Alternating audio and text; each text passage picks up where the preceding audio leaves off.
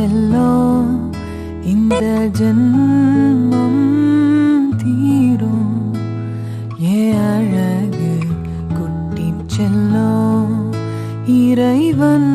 அவன் உருவம் எது நான் காண்கிறேன் நீதாது உன்னை பார்த்தா போதும் ஏன் அழகு குட்டி செல்லும் இந்த ஜென்மம்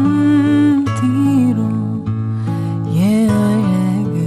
குட்டி செல்லும் நீ